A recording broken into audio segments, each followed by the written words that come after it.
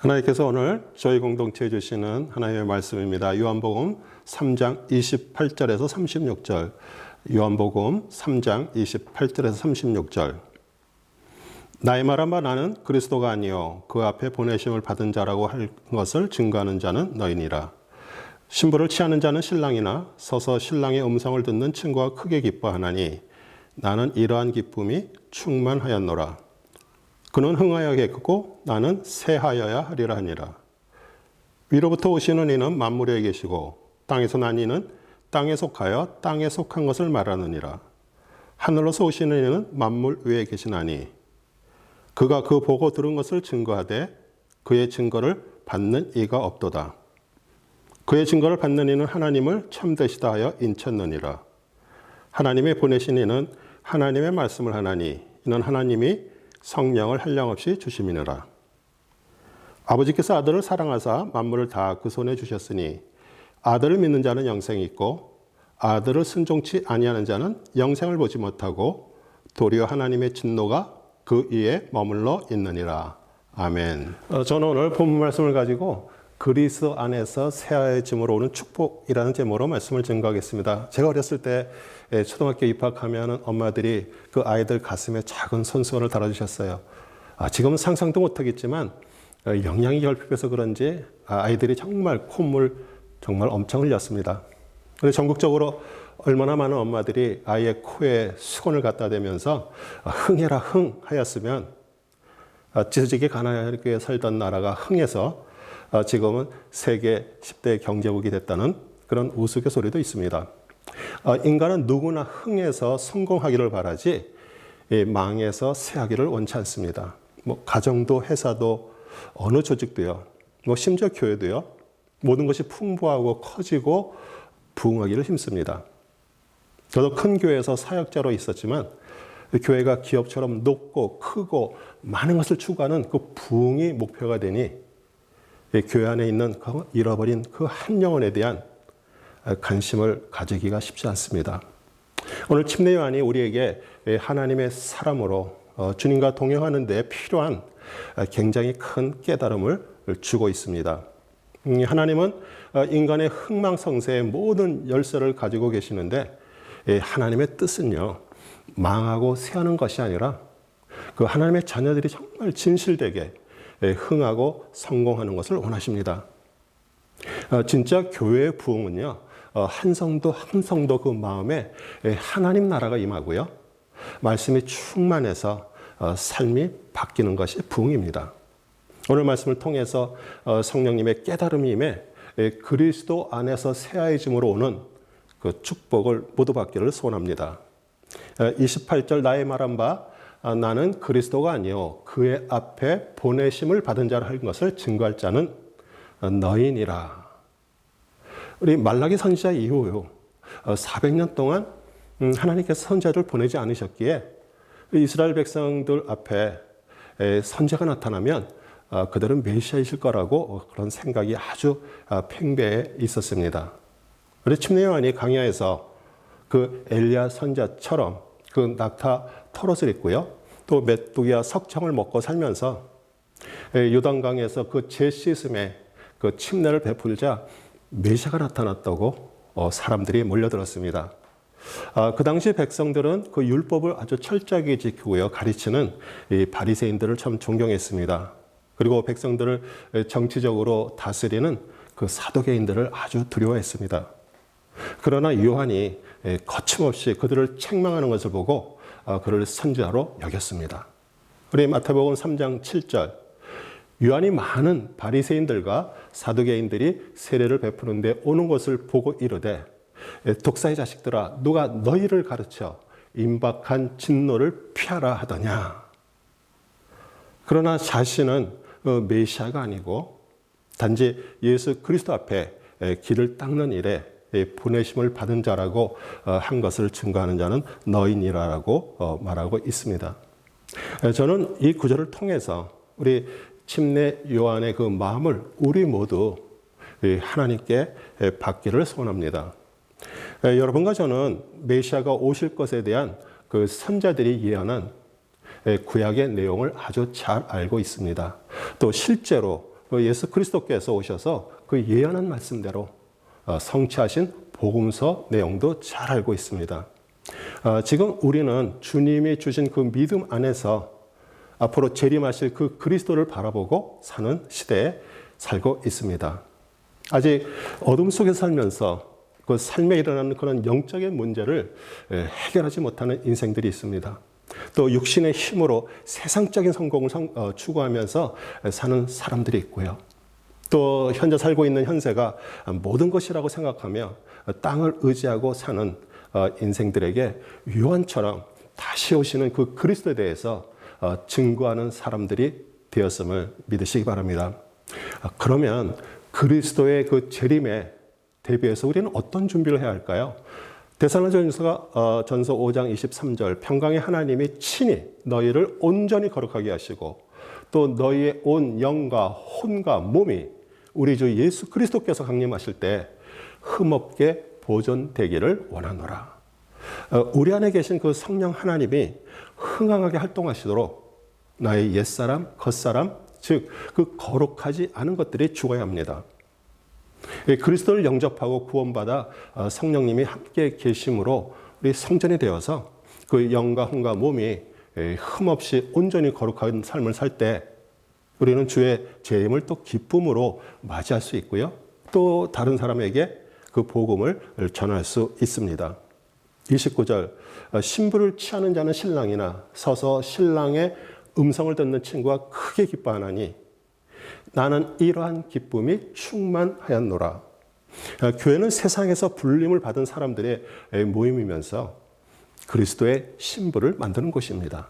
이사야서 62장 4절 5절 다시는 너를 버림받은 자라 부르지 아니하며 다시는 내 땅을 항무지라 부르지 아니하고 오직 너를 헵시바라 하며 내 땅을 뿔라라 하리니 이는 여호와께서 너희를 기뻐하실 것이요 내 땅이 결혼한 것처럼 될 것임이라.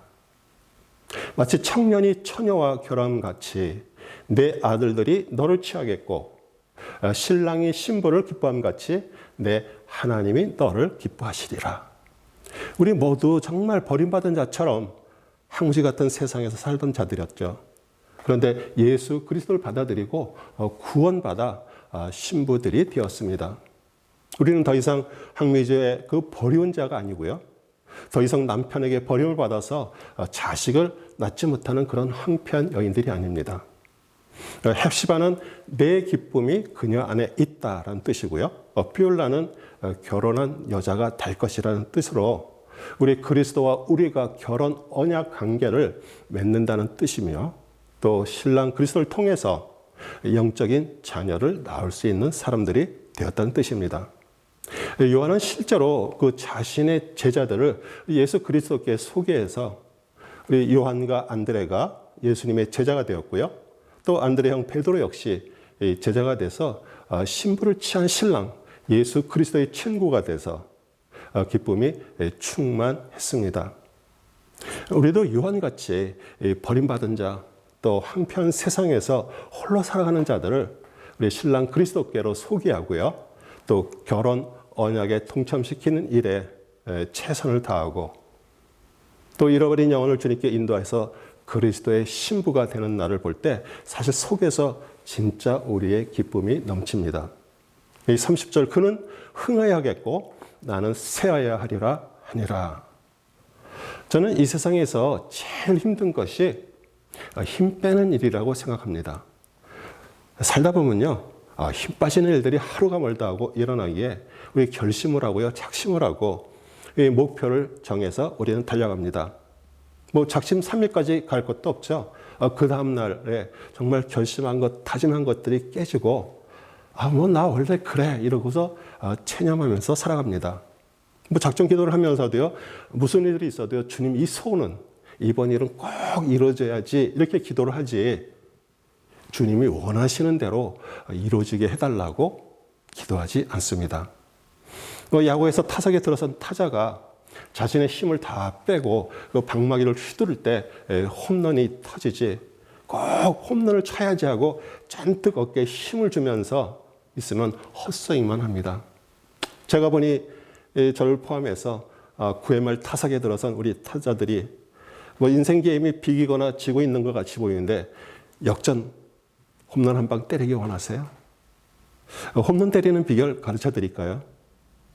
먼저 우리가 어떤 존재이고요, 어떤 소망을 가지고 있는지 우리 베드로 사도의 말씀을 들어볼까요? 네, 베드로전서 1장 3절 4절. 우리 주 예수 그리스도의 아버지 하나님을 찬송하리로다. 그의 많으신 긍휼대로 예수 그리스도를 죽은 자 가운데서 부활하게 하심으로 말미암아 우리를 거듭나게 하사 산 소망이 있게 하시며 썩지 않고 더럽지 않고 새하지 아니하는 유업을 있게 하시나니 곧 너희를 위하여 하늘에 간직하신 것이라. 아멘. 그 하늘에 간직한 것, 그 유업이 하늘에 있을 뿐 아니라 성령 하나님을 통해서 그 거듭난 우리 성도 마음 안에 들어와 계십니다. 여기까지 다들 아멘이시죠? 아멘. 그러면 우리 안에 계신 그 성령 하나님이 정말 아무 거리낌 없이 활동하려면 우리 자신의 그 육신적인 힘을 빼고 잠잠히 기다려야 되고요. 또 인격체이신 성령님이 근심하거나 소멸되지 않도록 주의해야 됩니다. 에베소서 4장 30절 성령을 근심하게 하지 말라. 그 안에서 너희가 구원의 날까지 인치심을 받았느니라. 무엇이 성령님을 근심하게 할까요? 그 전 구절 29절에 보면 무릇 더러운 말은 너희 입 밖에도 내지 말고 오직 덕을 세우는 데 소용되는 대로 선한 말을 하여 듣는 자들에게 은혜를 끼치게 하라. 그리고 31절에 너희는 모든 악독과 노함과 분됨과 떠드는 것과 비방하는 것들 모든 악의와 함께 버리고. 우리 선한 말, 악독, 노함, 분냄, 비방 다 마음 안에 있는 것이 입 밖으로 나오는 것이고요. 그 힘을 뺀다는 뜻이 마음속에 성령 하나님이 싫어하시는 것을 없애는 것을 말합니다. 그리고 여러분이 그 믿음의 사람이 됐다는 말은 다시 재림하실 그리스도를 기다리는 사람이 됐다는 뜻이고요. 그 재림하실 그리스도는 우리 안에 성령 하나님이 계시지 않으면 그것을 영접할 수가 없습니다. 데살로니가전서 5장 19절 성령을 소멸하지 말며. 우리 성령은 하나님이시기에 없어지지 않기에 그 소멸이라는 뜻이 그냥 없어지거나 사라진다는 뜻이 아닙니다. 그 연료 공급을 중단될 때 불이 꺼지는 것처럼 만약 우리가 성령님과 그 말씀 안에서 교제가 충만하지 않으면 그냥 가만히 계시고 있는 것입니다. 물을 붓거나 흙을 끼얹음으로 인해서 불이 꺼지듯이 우리의 육체의 욕정과 그 욕망을 충족시키거나 그 땅에 속한 육신적인 것이 마음에 가득 차 있을 때 우리 성령님은 가만히 계시기에 우리 육신적으로 세워진다는 것은 성령님을 왕성하게 활동하고요. 그것이 흥해지는 것입니다. 아멘. 31절 위로부터 오시는 이는 만물 위에 계시고 땅에 계시서 나니는 땅에 속하여 땅에 속한 것을 말하느니라. 우리 침례 요한은 예수 그리스도가 위에서부터 오셨고요. 인간은 땅에서부터 태어나 땅에 속하고 땅의 것을 말한다고 말하면서 그 거듭난 된 자만이 증거를 받을 수 있다고 얘기합니다. 요한복음 8장 23절 예수께서 이르시되 너희는 아래에서 났고 나는 위에서 났으며 너희는 이 세상에 속하였고 나는 이 세상에 속하지 아니하였느니라. 우리 예수 그리스도는 하나님이 육신의 몸을 입고 우리 하늘에서 이 땅으로 오셔서 그 하늘과 땅을 연결시키셨습니다. 야곱이 그 하나님의 집이라는 뜻인 그 베델에서 꿈을 꾸었을 때 땅과 하늘을 이어주는 그 사다리에 천사들이 오르락내리락 하는 것이 이제 수천 년이 지나서 예수 그리스도께서 실제로 그 일을 하시러 오셨습니다. 32절 33절 그가 보고 들은 것을 증거하되 그의 증거를 받는 이가 없도다. 그의 증거를 받는 이는 하나님을 참되시다 하여 인쳤느니라. 아멘. 우리 거듭남은요, 우리 인간의 영역이 아니고요, 하나님이 주관하는 영역이기에 성령 하나님의 그 일하심이 아니면 중생 거듭남은 일어날 수 없습니다. 이 사람이 거듭나는 것은 우리가 마음의 결단을 했기에 받은 것이 아니라 전적으로 하나님의 선물입니다. 우리 구약의 선제들이 그 오실 메시아를 증거했던 것은 그 꿈과 환상으로 그들에게 알려진 사실이었지만요. 자신들이 직접 보고 들은 것은 아니었어요. 그런데 메시아로 오신 예수 그리스도의 말씀은 그 하나님의 마음에 계시고요. 그 자체가 영원한 진리였습니다. 인쳤다, 헬라어 스플라기조는요, 확증하다, 의심할 여지가 없다는 뜻으로 오늘 이 증거의 말씀을 생명으로 마음에 받아서 그 성령 하나님과 하나가 되고요. 나라고 생각하는 그 자가 죽고 새할 때 하늘로부터 다시 태어나는 역사가 일어남을 믿으시기 바랍니다. 만약 여러분이 거듭났다면요, 살아가는 동안에 이 마음과 뜻을 다해서 여러분의 권리를 주게 드리고요. 세상 사람, 하나님을 믿지 않는 자를 구원하고자 하는 그 하나님의 마음을 받게 됩니다. 이 34절 하나님의 보내신 이는 하나님의 말씀을 하나니 이는 하나님이 성령을 한량없이 주심이니라. 우리 성부 하나님이 성자 예수님을 보내시고요. 성령 하나님을 통해서 정말 한계가 없이 충만하게 일하셨습니다. 사도행전 10장 38절 하나님이 나사렛 예수에게 성령과 능력을 기름 붓듯 하셨음에 그가 두루다니시며 선한 일을 행하시고 마귀에게 눌린 모든 사람을 고치셨으니 이는 하나님이 함께 하셨습니다. 아멘. 우리 성부, 성자, 성령님이 함께 일하시지만 우리 사람의 눈에 보이는 것은 성자 예수님이셨습니다. 인간은 눈에 보이지 않으면 믿지 않기에 보이지 않는 하나님의 그 사람의 몸을 입고 눈에 보이도록 오셨습니다. 그리고 35절에 아버지께서 아들을 사랑하사 만물을 다 그 손에 주셨으니 말하시는데 예수 그리스도께서 사역을 하시면서 정말 하나님만 하실 수 있는 수많은 기적을 보였었지만 그 눈으로 본다고 모든 사람들이 다 믿는 것은 아니었습니다. 누가복음 10장 22절 23절 내 아버지께서 모든 것을 내게 주셨으니 아버지 외에는 아들이 누구인지 아는 자가 없고 아들과 또 아들의 소원대로 계시를 받은 자에는 아버지가 누구인지 아는 자가 없다이다 하시고 제자들을 돌아보시며 조용히 이르시되 너희가 보는 것을 보는 눈은 복이 있도다. 아멘. 이 아들의 소원대로 계시를 받은 자, 우리 예수님의 그 제자들과 같이 여러분도 정말 영적인 눈을 가지고 볼 수 있도록 계시를 받기를 원하세요? 그 말씀 바로 전 21절에 계시를 받는 방법을 말해줍니다. 그때 예수께서 성령으로 기뻐하시며 이르시되 천지의 주제이신 아버지여 이것을 지혜롭고 슬기로운 자들에게는 숨기시고 어린 아이들에게 나타내심을 감사하나이다. 옳소이다. 이렇게 된 것이 아버지의 뜻이니이다. 아멘. 이 지혜롭고 슬기로운 자는 그 하나님의 말씀에 정통하다고 생각하는 그 율법사들, 또 제사장들, 또 서기관들처럼 자신이 높고 많은 것을 소유하고요. 존경받는 그런 흥한 사람들이었기 때문에 하나님께서 그들에게 숨기셨습니다. 그러나 어린아이는 그 제자들과 같이 정말 가진 것 없고요. 낮고 핍박받는 그 부족한, 즉 세한 사람들이기 때문에 채워주시려고 그들에게 나타나셨습니다. 우리 예수님의 말씀을 듣고자 모여드는 사람들은요. 세상에서 정말 소망 없는 사람들이었어요. 우리 산상수 마태복음 5장 3절 4절 심령이 가난한 자는 복이 있나니 천국이 그들의 것이며 애통하는 자는 복이 있나니 그들이 위로를 받을 것이며 아멘.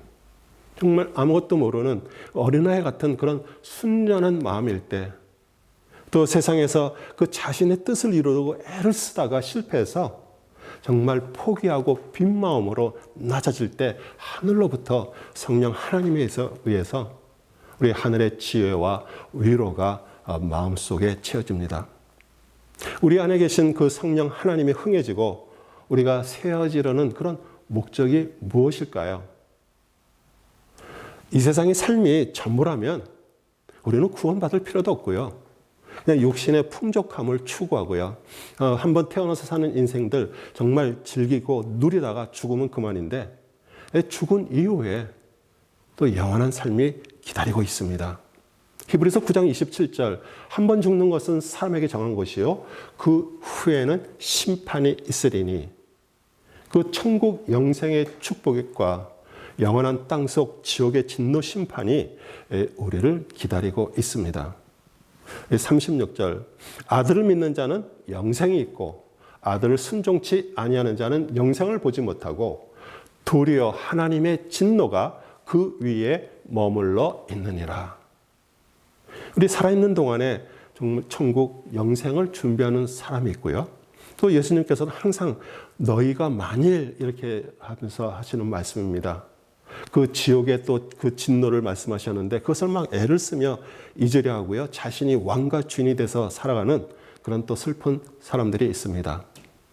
사랑하는 성도 여러분, 저는 여러분에게 막 겁을 주고요. 뭐 강제로 그 영생의 길로 인도하는 목회자가 아닙니다.